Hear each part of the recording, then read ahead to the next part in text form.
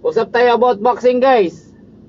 So, may narinig akong balita na yung asong puti nakamoy ng pira. Yung asong puti nakamoy ng pira. Ngayon, malapit na ang ihayag yung big fight ni Otol.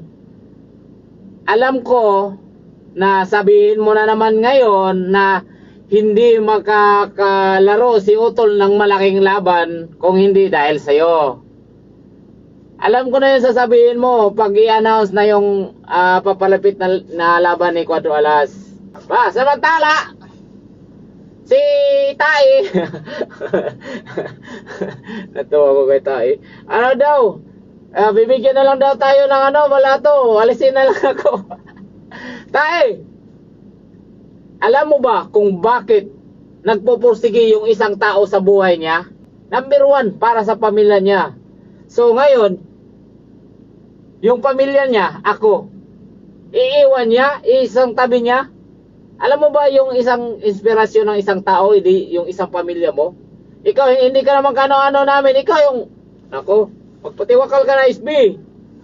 Alam namin sa team namin kung kailan magaganap yung Naoya Inoue, kung kailan yung nalalapit na laban ni Utol ngayong taon.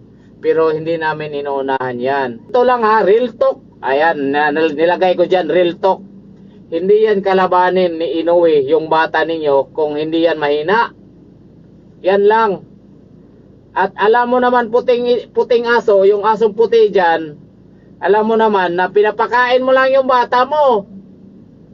Hindi mo ibibigay yan. At kung gusto mo ng pira, maraming pira dyan. Pero yun lang, hindi kalakihan. Mas malaki talaga kay Inoue. At kung ayaw mo talagang mawala yung belt ng bata mo, hindi mo ipapakain yan kay Inoue. Kasi alam mo na mas malakas talaga si Inoue. Pinapakain mo lang yan kasi nga magkakaroon ka ng pira malaki. Pira-pira lang yan sa'yo eh. Na kung malaki ba yung pira, alam ko malaki yung pira na kukuha ni Tapalis against kay Naoya Inoue. Pero hindi natin alam kung malaki ba yung pira niya na nakukuha ba niya yung sapat niya na pira. Kasi nga si Tapalis wala pang parang wala pang lakas na magsalita kasi nga umaasa pa si Tapalis sa mga niya, mga manager niya. Kami, hindi naman kami umaasa.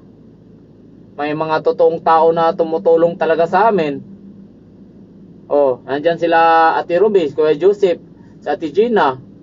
Mga totoong tao ba na tumutulong talaga. Yung iba kasi may mga tumutulong-tulong daw dyan.